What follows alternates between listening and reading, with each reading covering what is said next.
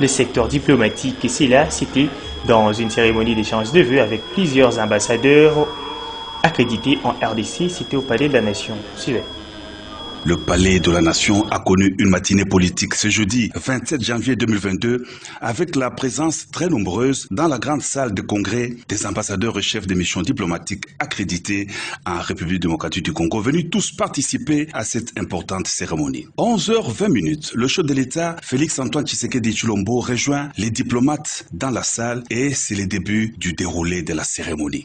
Les doyens du corps diplomatique présentent au chef de l'État, à son épouse et à l'ensemble du peuple congolais les vœux de bonheur, de paix et de prospérité au nom du corps diplomatique. Il salue la restauration de la tradition diplomatique d'échange de vœux en RDC et les réformes politiques, économiques et d'établissement de l'état des droits en RDC avec l'avènement de Félix-Antoine Tshisekedi Tshilombo à la magistrature suprême. Intervenant à son tour, le président de la République Félix-Antoine Tshisekedi Tshilombo réciproque les vœux les meilleurs au corps diplomatique. Il réitère sa volonté d'engager la RDC dans la voie de son ouverture au monde extérieur en brisant l'isolement diplomatique. Depuis mon accession à la magistrature suprême, j'ai fait du retour de la République démocratique du Congo sur la scène internationale l'une de mes priorités, avec un objectif clair, celui d'ouvrir mon pays au monde et de briser son isolement diplomatique.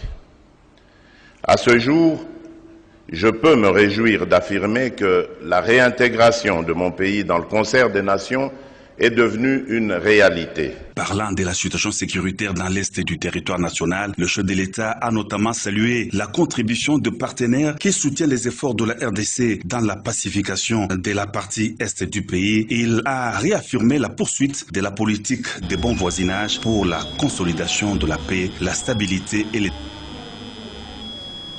Voilà, revenons en province où le gouverneur de la province, Jacques Kabula Katui, a rendu ses derniers hommages à l'ancien président de l'Assemblée provinciale du Haut-Katanga, Freddy Binkanfoua Majende. C'est samedi 29 janvier 2022, suivi les jours de ses obsèques.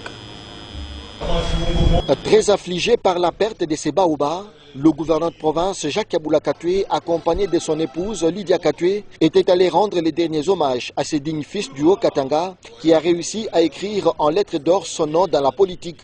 Freddy Majende Binkanfoua a été de son vivant chef de service chargé de l'administration et des finances à la SNCC, région Copelbelt, avant d'être nommé maire de la ville de Likasi, puis élu député provincial de la circonscription électorale de la ville montagneuse de Likasi.